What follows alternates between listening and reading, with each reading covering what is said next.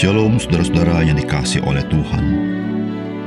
Betapa pentingnya perjanjian lama bagi kita sebagai orang percaya atau bagi seluruh manusia di dunia ini. Karena perjanjian lama memberitahukan hal yang sangat penting yang akan Allah lakukan di dalam menyelamatkan manusia, yaitu dengan cara penebusan. Ketika Allah mengutus anak yang tunggal, yaitu Yesus Kristus, datang ke dalam dunia untuk naik ke atas kayu salib mati, menanggung dosa kita, dan menjadi korban pendamaian, agar kita ditebus dari kebinasaan dan menerima hidup yang kekal. Salam jumpa dalam program Tuhan adalah Gembalaku. Saudara, bagaimanakah Tuhan hendak kita percaya kepadanya? Dan bagaimana kita bisa percaya kepada Allah yang sejati? Tuhan mau kita percaya kepadanya dengan percaya kepada firman yang Ia sampaikan. Itulah iman. Namun bagaimana kita dapat percaya kepada Allah yang sejati? Tentu tidak mudah, bukan? Apakah yang menjadikan kita percaya bahwa yang berbicara itu memang Allah yang sejati? Tidak lain, karena firman-Nya itu memang kebenaran. Bagaimana kita dapat memastikannya? Yaitu ketika firman-Nya itu betapapun mustahilnya, firman itu sungguh-sungguh tergenapi. Dan bagaimana Tuhan menolong kita dapat percaya kepada Dia yang sungguh Allah sejati itu? Ia bukan sekedar memberi janji, melainkan Ia memberikan bukti bahwa Ia sanggup menggenapinya, meskipun itu mustahil bagi manusia. Mari kita membaca Yeremia pasal ke-32, ayat 36 sampai dengan 44. Oleh sebab itu beginilah firman Tuhan Allah Israel mengenai kota ini yang kau katakan telah diserahkan ke dalam tangan Raja Babel karena pedang, kelaparan, dan penyakit sampar. Sesungguhnya aku mengumpulkan mereka dari segala negeri, kemana aku mencerai beraikan mereka karena murkaku, kehangatan amarahku dan gusarku yang besar. Dan aku akan mengembalikan mereka ke tempat ini dan akan membuat mereka diam dengan tentram. Maka mereka akan menjadi umatku dan aku akan menjadi Allah mereka. Aku akan memberi mereka satu hati dan satu tingkah langkah, sehingga mereka takut kepadaku sepanjang masa untuk kebaikan mereka dan anak-anak mereka yang datang kemudian. Aku akan mengikat perjanjian kekal dengan mereka, bahwa aku tidak akan membelakangi mereka, melainkan akan berbuat baik kepada mereka. Aku akan menaruh takut kepadaku ke dalam hati mereka, supaya mereka jangan menjauh daripadaku. Aku akan bergirang karena mereka untuk berbuat baik kepada mereka. Dan aku akan membuat mereka tumbuh di negeri ini dengan kesetiaan, dengan segenap hatiku, dan dengan segenap jiwaku. Sebab beginilah firman Tuhan, seperti aku mendatangkan kepada bangsa ini segenap malapetaka yang hebat ini, demikianlah aku mendatangkan ke atas mereka keberuntungan yang kujanjikan kepada mereka. Orang akan membeli ladang lagi di negeri ini, yang kamu katakan, itu adalah tempat tandus, tanpa manusia dan hewan. Itu telah diserahkan ke dalam tangan orang-orang Kasdim. Orang akan membeli ladang-ladang dengan perak, menulis surat pembelian, memeteraikannya, dan memanggil saksi-saksi di daerah Benyamin di sekitar Yerusalem, di kota-kota Yehuda, di kota-kota pegunungan, di kota-kota daerah bukit, dan di kota-kota tanah Negeb. Sebab aku akan memulihkan keadaan mereka. Demikianlah firman Tuhan. Saudara yang dikasihi oleh Tuhan, Nabi Yeremia sungguh heran bahwa tanah Yehuda sudah berada di tangan Babel, namun Tuhan perintahkan dia membeli tanah ladang di Anatot. Apa maksud Tuhan? Apa yang harus dilakukan Yeremia? Memberitahukan bahwa tanah perjanjian akan dikembalikan kepada umat Tuhan, dan Babel harus angkat kaki dari tanah perjanjian.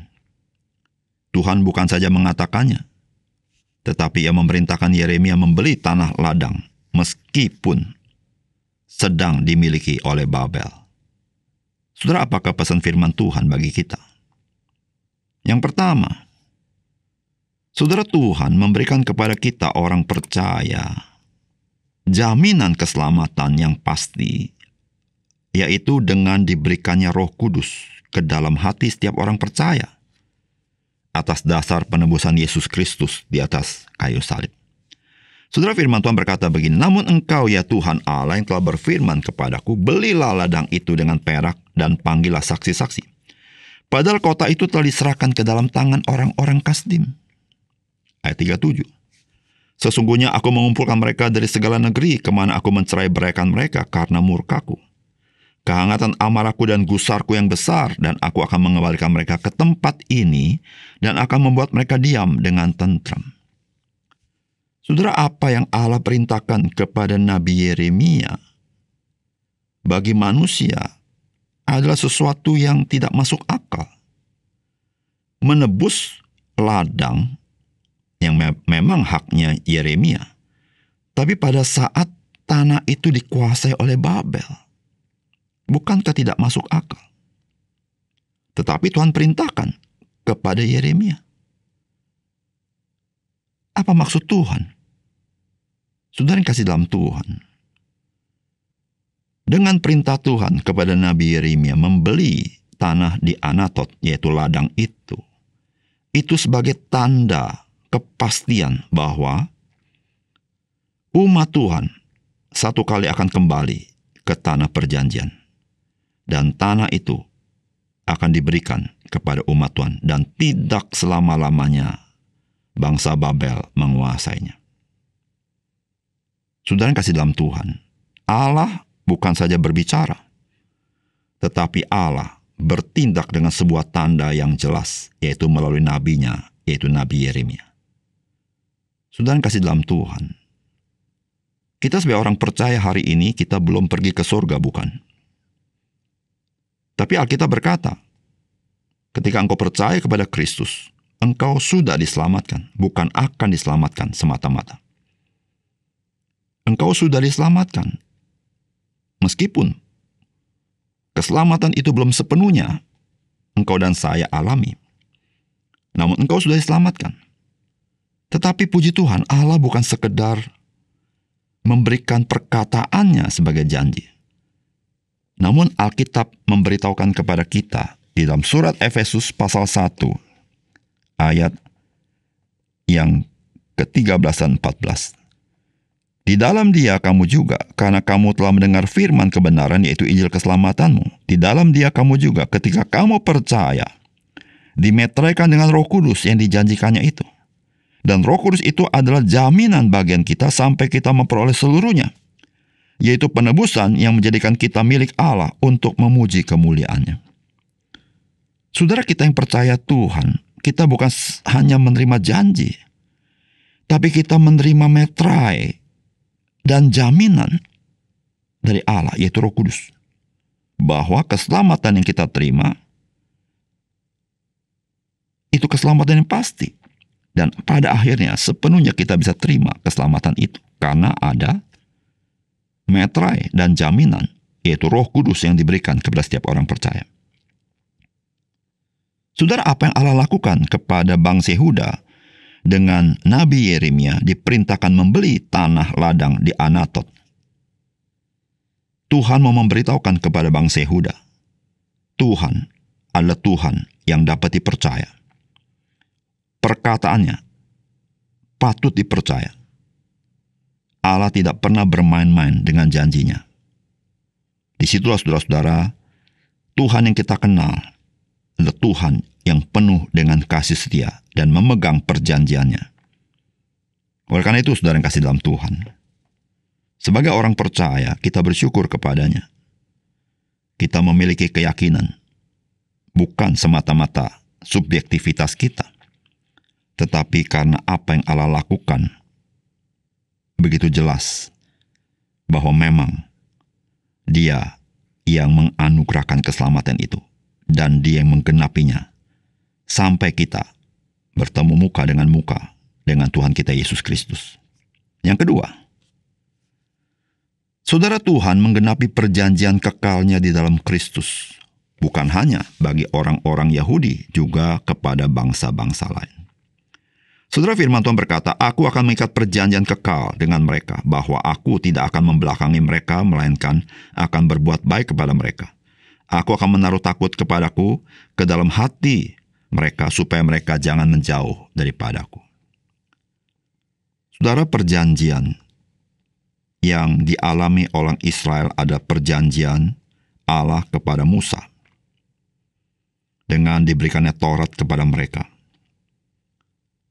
Namun saudara, bangsa Israel telah gagal, tidak setia kepada perjanjian yang mereka sepakati dengan Tuhan.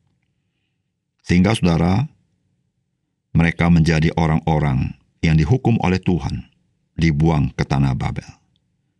Saudara, apa yang terjadi dalam perjanjian lama? Allah ingin memberitahukan kepada kita bahwa tidak seorang pun di antara manusia yang dapat memenuhi tuntutan hukum Allah. Bukan karena hukum Allahnya tidak baik atau tidak suci. Hukum Allah itu sempurna, tetapi manusia telah di bawah kuasa dosa dan tidak dapat melepaskan diri dari kuasa dosa.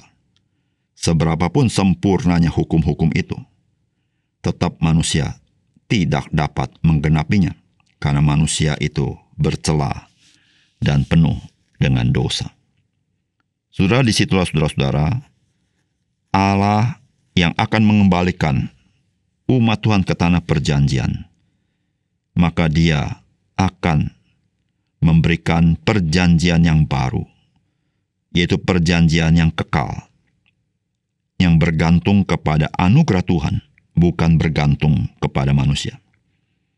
Disitulah saudara, Allah mengutus anak yang tunggal, yaitu Yesus Kristus. Dan oleh darahnya, maka Allah memeteraikan perjanjian yang baru. Sehingga orang-orang yang percaya, mereka tidak lagi membelakangi Tuhan. Dan Tuhan tidak lagi membelakangi mereka. Dan Tuhan selalu mau berbuat baik kepada mereka. Dan Tuhan menaruh hati yang takut akan Tuhan.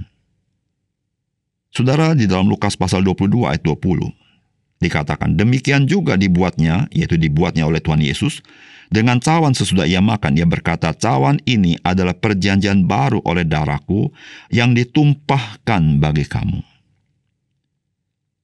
Saudara, itulah penggenapan yang Tuhan berikan di dalam Yesus Kristus. Dan saudara, perjanjian yang Allah meteraikan dengan darah Yesus berbeda dengan perjanjian yang lama. Perjanjian ini adalah perjanjian yang baru, yaitu perjanjian yang kekal. Sehingga barang siapa di dalam Kristus, dia sudah dimerdekakan daripada penghukuman. Mengapa demikian? Karena dalam 2 Korintus pasal 3:6 dikatakan, "Dialah membuat kami juga sanggup menjadi pelayan-pelayan dari suatu perjanjian yang baru, yang tidak terdiri dari hukum yang tertulis, tetapi dari roh. Sebab hukum yang tertulis mematikan, tetapi roh menghidupkan." Saudara, perjanjian yang baru adalah perjanjian yang kekal. Karena Allah di dalam Kristus memberikan kepada setiap orang percaya Roh Kudus. Sehingga orang percaya memiliki hati yang mengasihi Tuhan, hati yang takut akan Tuhan, hati yang tidak jauh daripada Tuhan. Dengan demikian, saudara, maka keselamatan yang Tuhan berikan adalah keselamatan yang kekal. Oleh karena itu, saudara, keselamatan tidak mungkin dengan kekuatan kita.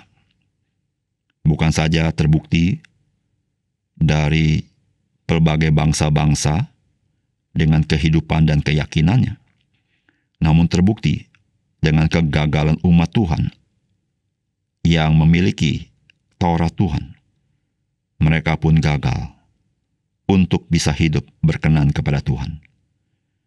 Dan Tuhan menyatakan kepada kita, semua manusia membutuhkan anugerah Tuhan. Dan anugerah itu Tuhan nyatakan hanya di dalam Yesus Kristus, bukan di dalam yang lain. Ketika engkau dan saya percaya kepada Kristus, engkau menerima perjanjian yang kekal itu, yang dikerjakan oleh Allah dengan memberikan Roh Kudus di dalam hati kita. Mari kita berdoa. Bapa surga, terima kasih untuk kebenaran firman Tuhan. Biarlah sekali lagi kami ditolong oleh Engkau menyadari siapa diri kami, sehingga kami boleh taat kepada Tuhan dan membuka hati kami kepadamu. Sehingga Tuhan, dengan demikian kami mengalami anugerah yang ajaib itu dalam hidup kami. Terima kasih Tuhan, dalam nama Tuhan Yesus kami berdoa. Amin.